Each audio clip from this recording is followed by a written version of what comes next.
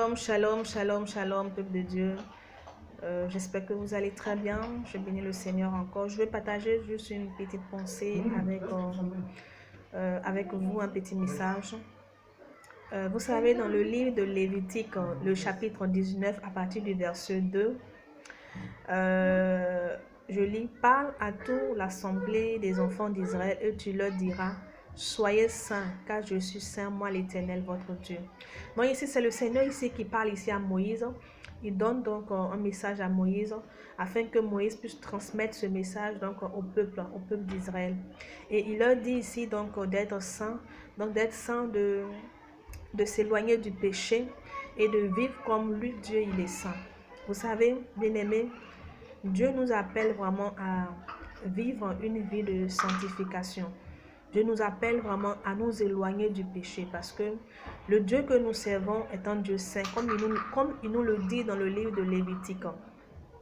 Mais vous savez, aujourd'hui, beaucoup de frères et sœurs pensent que lorsqu'ils se sanctifient ou lorsqu'ils s'éloignent du péché, c'est Dieu qui gagne. Non.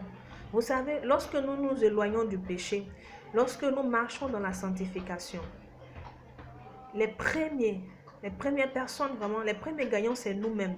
Parce que lorsque nous nous éloignons du péché, ça nous éloigne de beaucoup de choses. La preuve en est que, et lorsque nous vivons, lorsque nous demeurons dans le péché, il y a aussi des conséquences qui peuvent vraiment être fatales pour nous-mêmes. C'est en cela, pour notre bien, que le Seigneur nous demande de nous éloigner du péché et de vivre une vie de sanctification.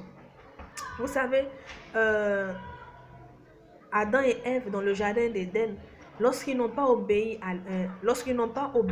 à l'Éternel et qu'ils ont péché, la Bible dit qu'ils ont été chassés. Lorsqu'ils ont péché, ils ont été chassés du jardin. Mais lorsqu'ils ont péché, ça n'a pas changé le trône de Dieu. Dieu est toujours resté sur son trône de gloire. Ça n'a pas diminué la gloire de Dieu, mais bien au contraire. Il est toujours le Dieu glorieux. Mais c'est l'homme qui a perdu, parce que l'homme avait péché. C'est l'homme qui a tout perdu, qui a perdu vraiment tous les avantages vraiment que le Seigneur avait disposés au devant de l'homme. Donc quand nous péchons vraiment, nous perdons beaucoup. Nous perdons beaucoup. Certains avantages vraiment que Dieu dispose au devant de nous.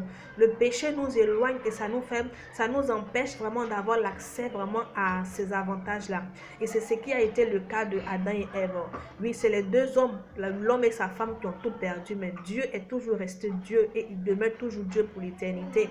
C'est pour cela que je veux juste vraiment, bien aimé, t'interpeller vraiment à t'éloigner du péché. Je veux juste t'interpeller, bien aimé. Tu me diras que vraiment c'est pas facile. C'est vraiment pas facile. Oui, je sais que c'est pas facile, mais vous savez, quand Dieu nous exhorte à faire quelque chose, c'est parce que au préalable d'abord, il nous donne vraiment, il nous donne la force qu'il faut vraiment pour pouvoir y arriver.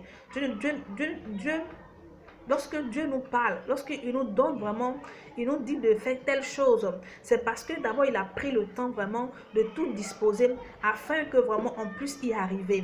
Et c'est pour cela que le Seigneur nous a emmené son esprit, le Saint-Esprit qui est là pour pouvoir nous conduire, pour pouvoir nous accompagner dans notre marche avec le Seigneur.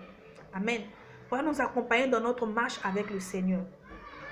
Donc toi, tout ce que tu dois faire, bien aimé, c'est de prendre appui sur le Seigneur, de prendre une résolution vraiment de véritablement abandonner vraiment cette double vie, abandonner vraiment tout ce que tu fais dans le monde, tout ce que tu fais qui n'honore pas le Seigneur. Est-ce que vous comprenez? Parce que ça ne sert à rien d'avoir un pied dedans et un pied dehors, parce que un pied dedans, un pied dehors, c'est dehors, bien aimé. Dieu cherche des enfants véritables, des enfants qui sont véritablement, qui s'éloignent du péché. Dieu cherche des personnes vraies. Est-ce que vous comprenez un peu? Parce que c'est qu'on peut se cacher des hommes. Tu peux te cacher des hommes, bien c'est vrai. Parce que nous sommes limités. C'est Dieu qui voit tout en même temps. Mais toi, tu te caches des hommes, mais tu ne peux pas te cacher de Dieu. Et c'est Dieu qui juge. Et c'est Dieu qui décide. Ce n'est pas les hommes qui décident. Est-ce que vous comprenez? Parfois, c'est l'erreur que nous commettons. On croit se cacher des hommes. On croit faire des choses dans le dos des hommes. Or, on oublie que celui qui donne son aval, celui qui donne l'approbation, c'est le Seigneur, c'est l'Éternel des armées.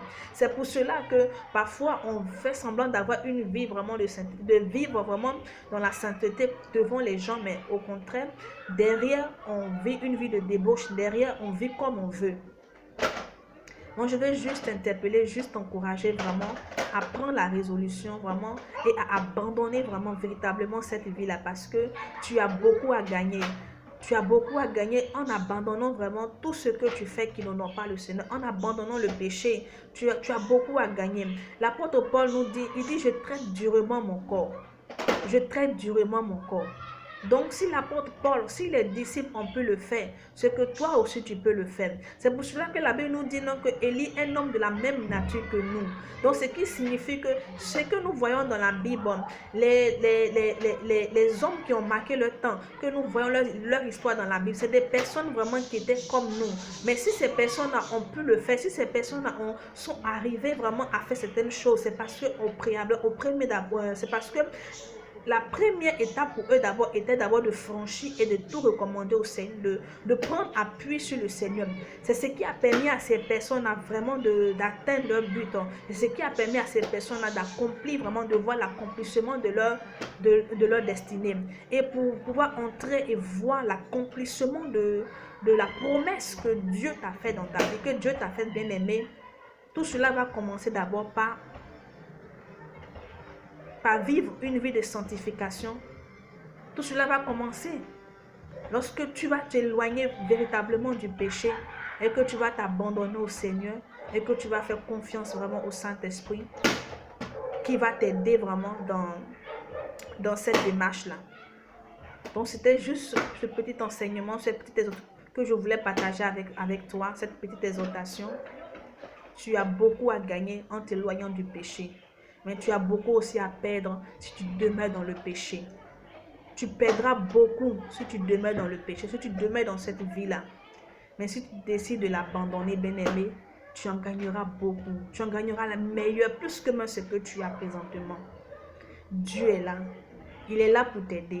Il est là pour t'épauler afin que tu y arrives. De tes propres forces, il faut que tu retiennes ceci. De tes propres forces, tu ne pourras pas le faire. C'est pour cela que tu as besoin d'un appui solide.